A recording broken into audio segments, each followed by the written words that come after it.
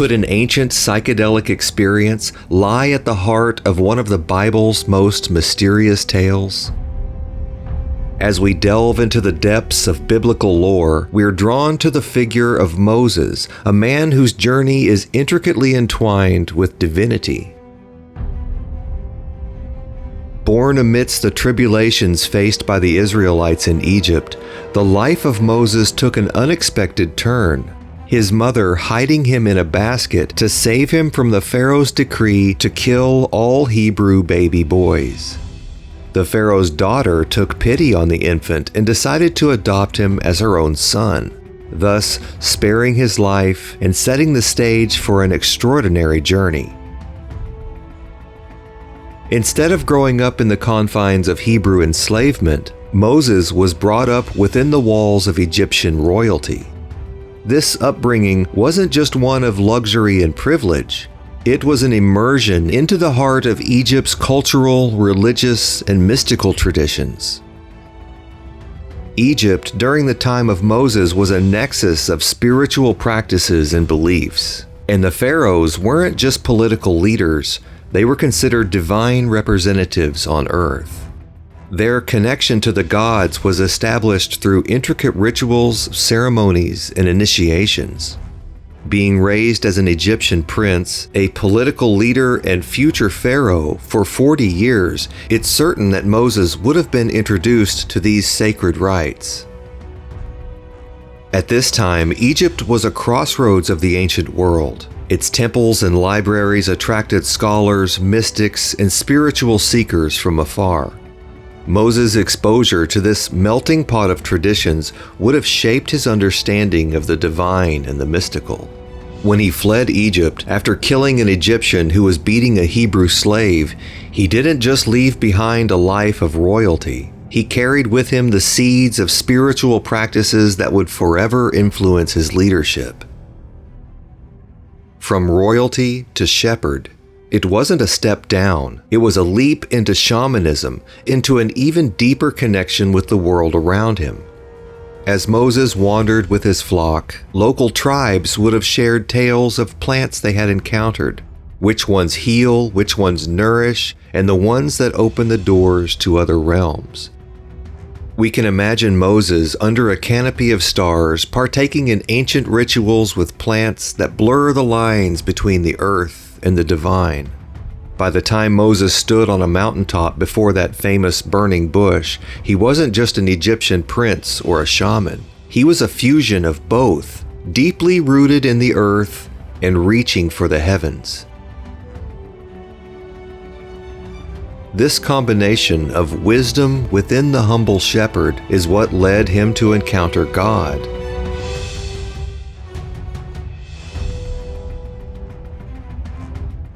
Benny Shannon, a professor at the Hebrew University in Israel, claims that Moses may have consumed DMT as a catalyst for his vision of God in the burning bush. This bush is commonly believed by biblical scholars to be the acacia bush. Not only is the acacia quite common in the area where this story takes place, the acacia is also rich in DMT.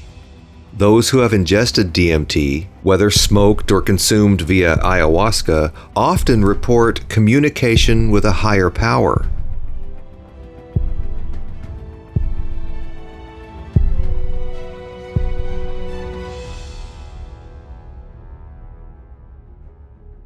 However, simply smoking the leaves or the bark of the acacia bush wouldn't produce such an intense experience. On the other hand, some species of psilocybe mushrooms grow in that area, which could also explain the visions Moses had. Many people who have ingested high doses of psilocybe mushrooms often report hearing a disembodied voice speaking to them. At a time before the use of psychedelics was common, this would have been considered the voice of God. For many people, it still is.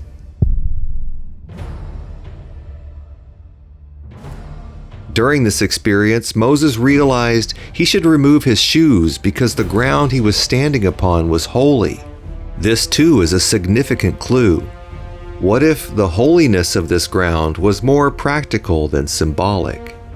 Could it be that something precious and delicate like sacred mushrooms was growing there, warranting such reverence that the risk of an accidental trample by one's shoes necessitated their removal? Whatever the catalyst, this was obviously a profound psychedelic experience. Moses hid his face, afraid to look at God, perhaps not simply out of fear, but a profound humility in the presence of a direct and overwhelming divine encounter. Something as profound as ego death, making the veil between the seen and the unseen worlds very thin, revealing a greater universal truth that was too intense for his eyes to witness.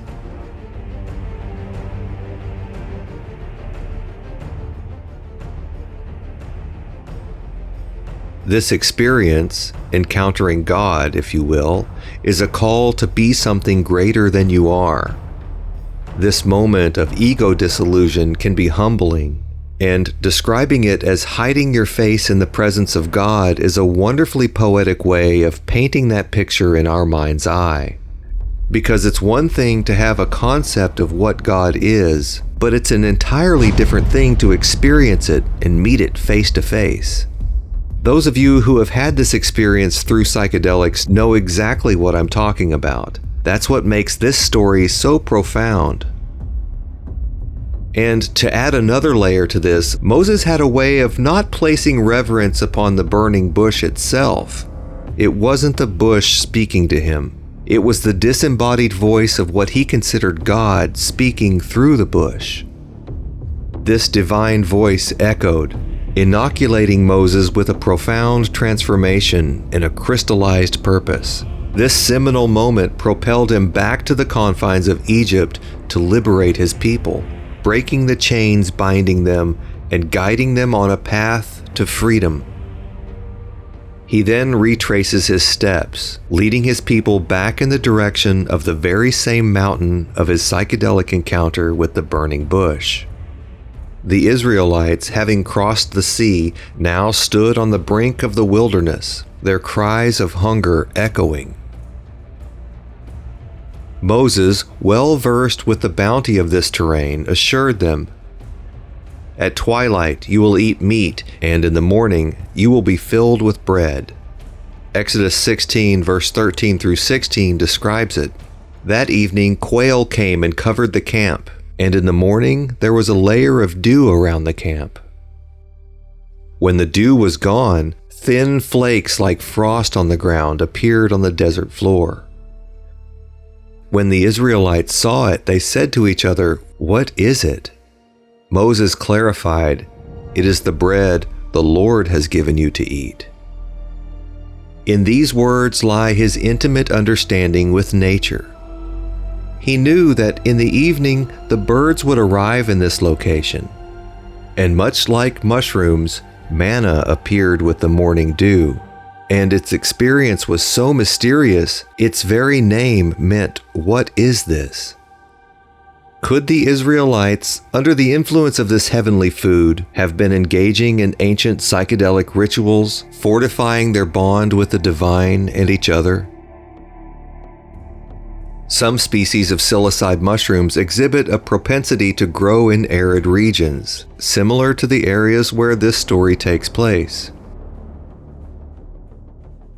Not only do some psilocybe mushrooms grow in this area, certain species have an affinity of growing atop the dung of cattle, which would have been plentiful with the flocks the Israelites kept.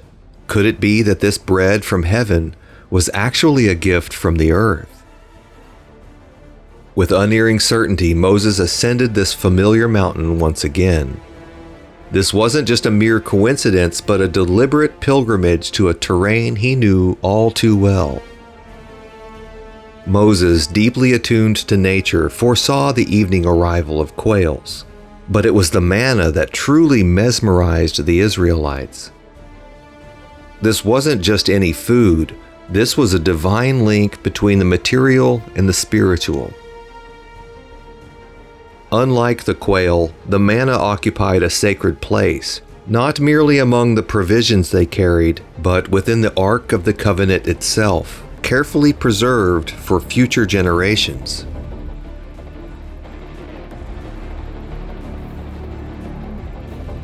We only know of 3 items kept within the Ark: Aaron's rod, symbolizing authority, the 10 Commandments embodying the new law, and a container of manna. Manna wasn't just bread. It was spiritual nourishment, a stark contrast to the physical sustenance offered by the quail. The theory of manna as a mushroom has sparked debates among scholars. Some modern interpretations of manna suggest it was indeed a mushroom, but many suggest it was as benign as the quail from the previous evening. For me, its revered place within the Ark of the Covenant underscores its paramount importance and elevates its status. It wasn't just an ordinary mushroom. Its significance was monumental. Manna was sacred to these people. The quail were never mentioned again. Also, unlike the quail, Jesus proclaims himself as the manna from heaven. It is not Moses who has given you the bread from heaven, but it is my Father who gives you the true bread from heaven. For the bread of God is the bread that comes down from heaven and gives life to the world. As the disciples yearned for this heavenly bread, Jesus affirmed, "I am the bread of life. Your ancestors ate the manna in the wilderness, yet they died. But here is the bread that comes down from heaven, which anyone may eat and not die. I am the living bread that comes down from heaven. Whoever eats this bread will live forever." This profound declaration that Jesus is the bread from heaven underscores the spiritual and divine essence of manna, transcending the physicality of any ordinary mushroom. This remarkable fungus, often referred to by its genus psilocybe or psilocybe, stands as a beacon within the realm of psychoactive mushrooms. Take, for instance, the psilocybe similanciata, a particular species within this diverse genus. A mushroom revered and recognized for its capacity to open up the portals of perception and consciousness, transcending the boundaries of the earthly and material world, inviting us into the realms beyond the visible, into the heart of the unseen. Like manna, these psychedelic mushrooms arrive with the dew in the morning, as delicate as hoarfrost, just as the Bible explains. This description matches the appearance just perfectly. Imagine thousands of people, all born into the chains of slavery.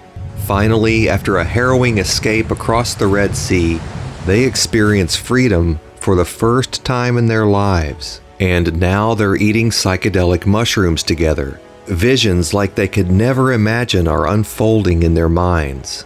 Amidst this shared experience, the echo of the question, "What is this?" reverberates, a chorus of curiosity and marvel.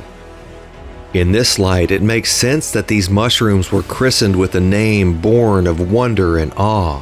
In the swirl of the experience, amidst the questions and transformations, the name emerges as a reflection of a collective query, a title born from the depths of exploration and the peaks of revelation. What is this? Even today, we commonly refer to them as magic mushrooms. Magic, meaning mysterious or supernatural. In a sense, the name of these mushrooms hasn't changed in thousands of years. This very moment of a shared psychedelic experience would lay the foundation for a legend that has resonated through the ages. Not only would this event become a story passed down to future generations, the very mushrooms, the manna, were also carefully preserved and passed down to future generations. The question of manna, what is this, can finally be answered. Psychedelic psilocybe mushrooms. During Moses' communion with the divine while receiving the 10 Commandments, His brother Aaron, influenced by either the masses or his own beliefs, steered the people to worship a golden calf. And while this calf could be interpreted as a symbol borrowed from Egyptian religious iconography, its origin can be seen in a greater context. As I said, these mushrooms emerging with the morning dew have a notable affinity for growing atop cow dung. Worshipping a calf or a cow, while seemingly odd, intertwines with psychedelic mushrooms. Worshipping a calf, a symbol connected to the growth of sacred mushrooms, may have been an acknowledgement to the source of their spiritual revelations. But this infuriated Moses, perhaps because he recognized the divine essence beyond the physical cow. Much like the burning bush, it wasn't the cow or the calf that gave life to these mushrooms. It was a divine orchestration, the food of the gods. Let's dig a little bit deeper here. Envision freshly plucked mushrooms left to the mercy of the night air. Without proper drying, their fragile form would wilt to a mushy demise by dawn. Such a fate would be unthinkable for sacred mushrooms, necessitating stringent guidelines for their care. No one is to keep any of it until morning. However, some of them paid no attention to Moses. They kept part of it until morning, but it was full of maggots and it began to smell. The consequences of neglect were clear: the potential breeding of worms and the emanation of an unpleasant stench, characteristic of decaying mushrooms left unattended. These mushrooms, sacred and revered, demanded a meticulous harvesting ritual. The early morning hours, with the gentle embrace of the dew at dawn, provided the ideal moment for gathering, ensuring the sun's harsh rays didn't damage the delicate mushrooms.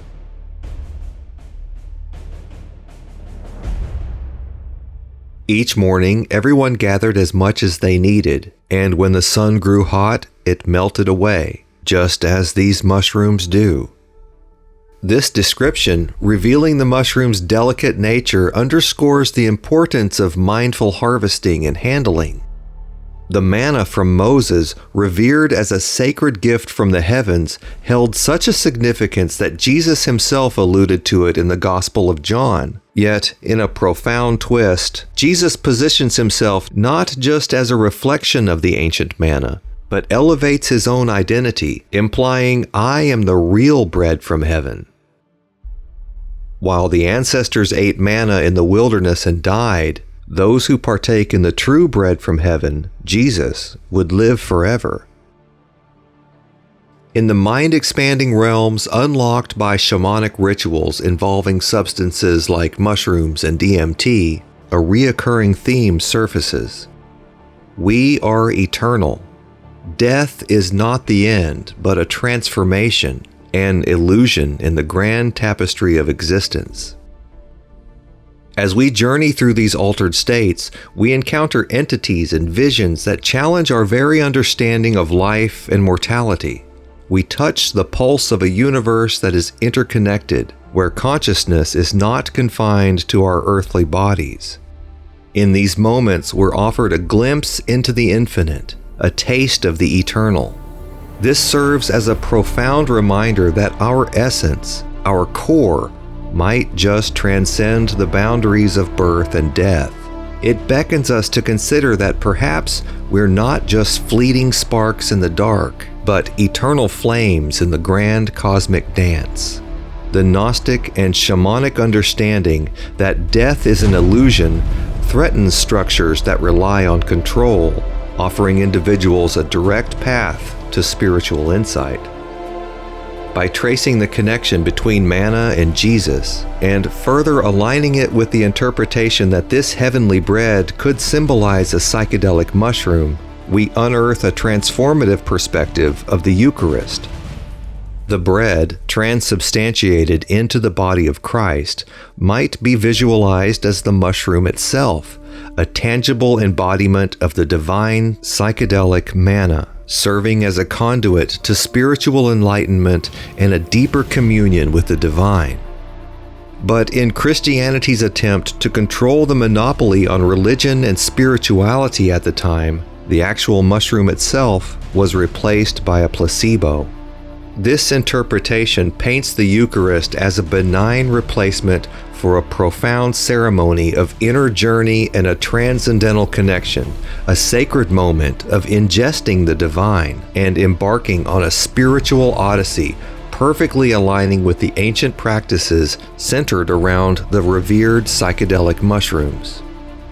The essence of the sacred has been veiled. The purity of the direct experience has been obscured. But now, in this age of enlightenment, as the paradigm shifts and the veils of illusion lift, we stand at the threshold of reclaiming our birthright. The true, direct, felt experience with the divine beckons us, urging us to step beyond the confines of constructed realities. Life's true calling, its core essence, is about reclaiming the primacy of direct experience. It's about diving deep into the heart of existence, free from the constructs that bind us, to touch the very pulse of life and the divine that breathes through us all.